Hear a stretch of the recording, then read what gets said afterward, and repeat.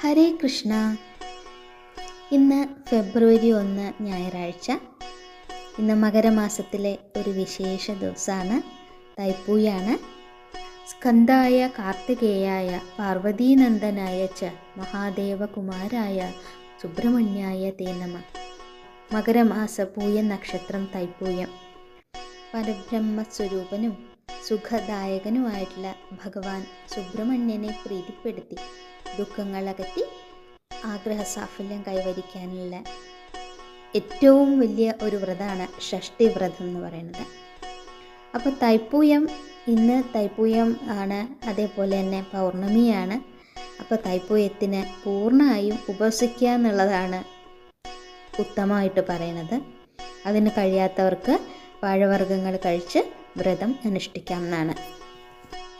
വ്രത ദിവസങ്ങളിൽ സുബ്രഹ്മണ്യ ക്ഷേത്ര ദർശനം നടത്തി ഓം ഭജത് ഭുവേ നമ എന്ന സുബ്രഹ്മണ്യ മന്ത്രം 108 പ്രാവശ്യം ജപിക്കുന്നത് നല്ലതാണ്.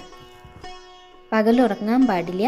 വ്രത ദിവസങ്ങളിൽ രാവിലെയും വൈകിട്ടും സുബ്രഹ്മണ്യ ധ്യാന മന്ത്രം 3 പ്രാവശ്യമാണ് ജപിക്കേണ്ടത്. തൈപ്പൂയത്തിൻ്റെ അടുത്ത ദിവസം സുബ്രഹ്മണ്യ ക്ഷേത്ര ദർശനം നടത്തി തീർത്ഥം സേവിച്ചിട്ടാണ് വ്രതം അവസാനിപ്പിക്കേണ്ടത്. സന്താനങ്ങൾക്ക് അഭിവൃദ്ധി, ശത്രുദോഷ നിവാരണം, മുജ്ജന്മദോഷ ശാന്തി, പ്രണയ സാഫല്യം തുടങ്ങിയ ഫലങ്ങളും തൈപ്പൂയ വ്രതാനുഷ്ഠാനത്തിലൂടെ കൈവരിക്കാം എന്നാണ്. തൈപ്പൂയ ദിവസം വ്രതം എടുത്ത് സുബ്രഹ്മണ്യ ക്ഷേത്ര ദർശനം നടത്തി പ്രാർത്ഥിച്ചാൽ അഭീഷ്ട സിദ്ധി ഉണ്ടാവും എന്നാണ്. സന്താന ഭാഗ്യത്തിനായിട്ട് ദമ്പതികൾ ഒരുമിച്ച് വ്രതം എടുക്കണം എന്നാണ് പറയുക. സുബ്രഹ്മണ്യ സ്വാമിയുടെ ജന്മദിനമായിട്ടാണ് തൈപ്പൂയം കൊണ്ടാടുന്നത്. അനേക വിധത്തിലുള്ള കാവടിയാട്ടങ്ങളും ഘോഷയാത്രകളും ആഘോഷങ്ങളും ഒക്കെ ഭഗവാന്റെ അമ്പലങ്ങളിൽ നടത്തും. ജ്ഞാനമൂർത്തിയായ മുരുകനെ, സുബ്രഹ്മണ്യനെ പ്രതിനിധീകരിക്കുന്ന മന്ത്രമാണ് ഓം ശരവണഭവ എന്ന് പറയുന്നത്. അജ്ഞാനമാകുന്ന അന്ധകാരത്തെ ഇല്ലാതാക്കാൻ ജ്ഞാനമാകുന്ന പ്രകാശത്തെ ഉദ്ദീപിക്കുന്ന മന്ത്രമായിട്ടാണ് ഇതെവിടെ അറിയപ്പെടുന്നത്.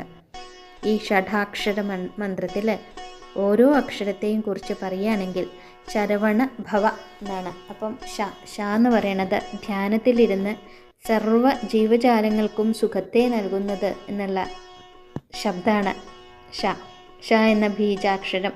യഥാർത്ഥത്തിൽ ശങ്കരനെ പ്രതിനിധീകരിക്കുന്നത് കൊണ്ട് തന്നെയാണ് ഭഗവാൻ മുരുകൻ ശിവസുബ്രഹ്മണ്യനോടി പറയണത്. പിന്നെ രണ്ടാമത്തെ അക്ഷരം ര ആണ്. അത് അഗ്നിബീജാണ്. ഗുരുപദം ജ്ഞാനാഗ്നിയെ പ്രതിനിധീകരിക്കുന്നത് കൊണ്ട് ലോകഗുരുവായവൻ എന്ന അർത്ഥമാണ് അതിനുള്ളത്. അതായത് പിതാവിനും ഗുരുവായവൻ എന്നുള്ളതാണത്.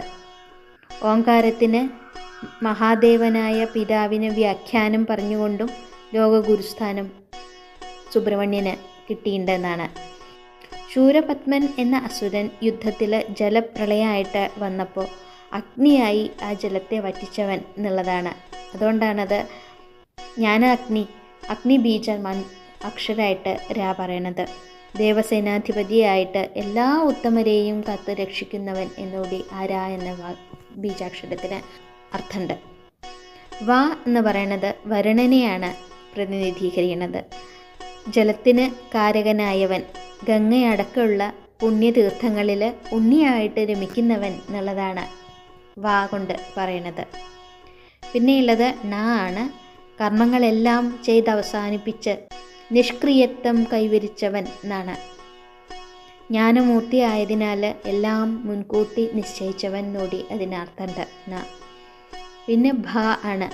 അത് ചതുർവേദങ്ങൾ, ഉപവേദങ്ങൾ, വേദാംഗങ്ങൾ എന്നിവയ്ക്ക് അധിപനാണ് എന്ന് ഭഗവാനെ കാണിക്കുന്ന അക്ഷരമാണ് ഭ.